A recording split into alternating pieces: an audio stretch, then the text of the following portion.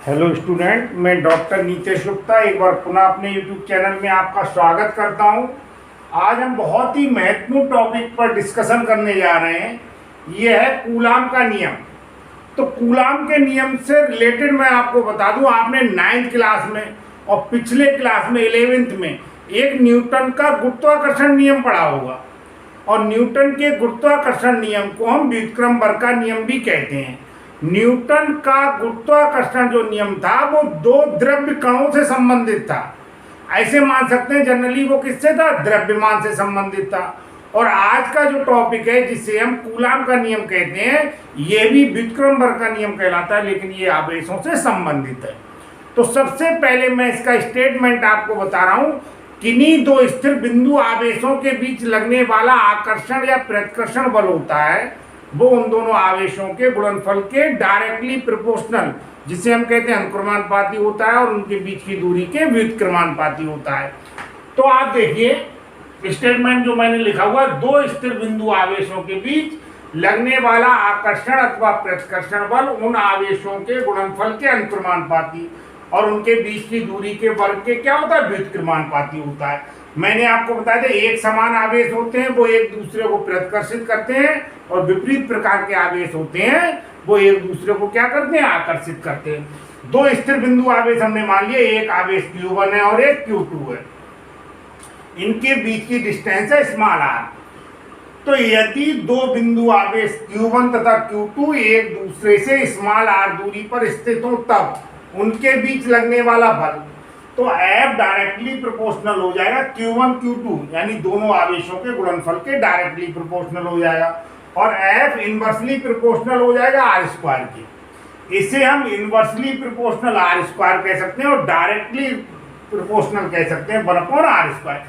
इन दोनों को हमने जो स्टेटमेंट में दिए थे हमारे पास फैक्ट, उन्हें हमने क्या किया, कंबाइन कर लिया। तो इनको मिलाने पर F proportional Q1 Q2/r square. Proportional sign को हटा के जब भी हम इक्वल का साइन लगाते हैं तो कोई ना कोई एक अनुक्रमानुपाती नियतांक या स्थिरांक जरूर लेते हैं। तो यहाँ पर हमने स्मॉल के ले लिया प्रोपोर्शनल का साइन हटा के, तो जहाँ स्मॉल के एक अनुक्रमानुपाती नियतांक है जिसका आंकिक मान, मैं आंकिक मान की बात कर रहा हूँ, मात्रा क्या होगा अभी हम आगे आपको बता रहे हैं। इसका आंकिक मान होता है 9 × 10⁹ होता है। जब दोनों आवेश वायु या निर्वात में स्थित हों उस समय इसकी वैल्यू 9 × 10⁹ होती है। तो यही जो फार्मूला है ये आपका बन जाएगा F = 9 × 10⁹ Q1 Q2/r स्क्वायर।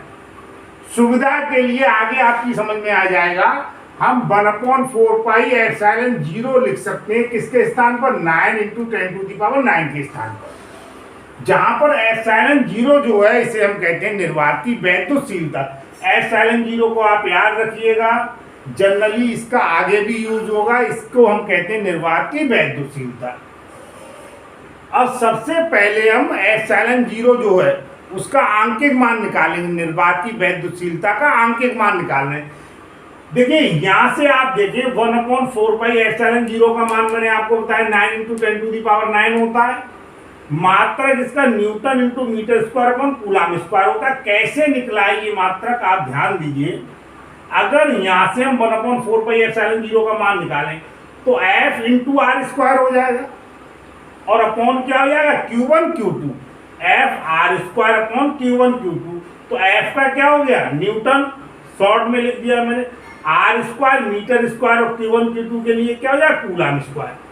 अगर हम ε0 का यहाँ से मान निकालें तो ε0 क्या हो जाए, 1/4π, और ये 9 × 10⁹ नीचे आ जाएगा, ये यूनिट भी नीचे आ जाएगी, जगह कम होने की वजह से नहीं लिखी है। पाई का मान आप लोग जानते हैं 3.14 होता है, हमने रख दिया। इसे कैलकुलेट करने के बाद ε0 की जो वैल्यू आती है वो 8.85 × 10⁻12 होती है। और चूंकि ये वाली वैल्यू नीचे आई है तो ये यूनिट भी नीचे आ गई, जिसकी वजह से ये यूनिट क्या हो जाएगी, इन्वर्स हो जाएगी। ε0 का मात्रा क्या होता है, कूलाम स्क्वायर/न्यूटन × मीटर²।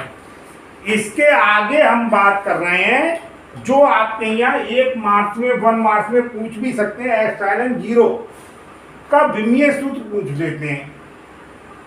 तो विमीय सूत्र के बारे में 11th में आप पढ़ चुके हैं। देखिए सबसे पहले यहाँ से हमने एप्सिलॉन जीरो का मान निकाला, यहाँ से आप देखिए तो यहाँ से हो जाएगा एप्सिलॉन जीरो बराबर 1/4 पाई एफ आ गया यहाँ पर, और Q1 Q2 upon r square. अब हमने देखिए Q है आवेश, और आप जानते हैं Q बराबर क्या होता है IT, और IT का मतलब इसे हम क्या लिख सकते हैं A इंटू टी। इसी प्रकार से Q2 भी आवेश है, इसे लिख सकते हैं A इंटू टी।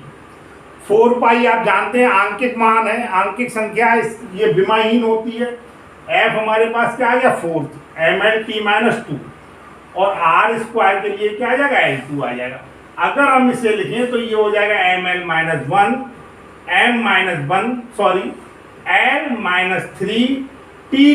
और A2 हो जाएगा।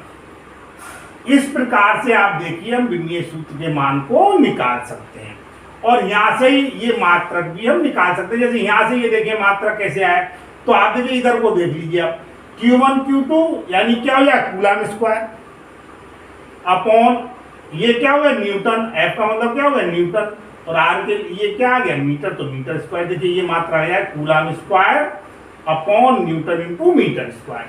अब आप देखिए यदि आवेशों के बीच कोई परावैद्युत पदार्थ रखा हो, यानी निर्वात ना और वायु ना होकर कोई परावैद्युत पदार्थ रखा हो, जैसे कागज है, मोम है, इस प्रकार का कोई अवरक है, ये परावैद्युत पदार्थ रखा हो, तब यही फार्मूला बन जाएगा F बराबर 1/4 pi epsilon zero into capital K और Q1 Q2 upon r square, जहां कैपिटल K माध्यम का क्या कहलाता है परावैद्युतांक कहलाता है।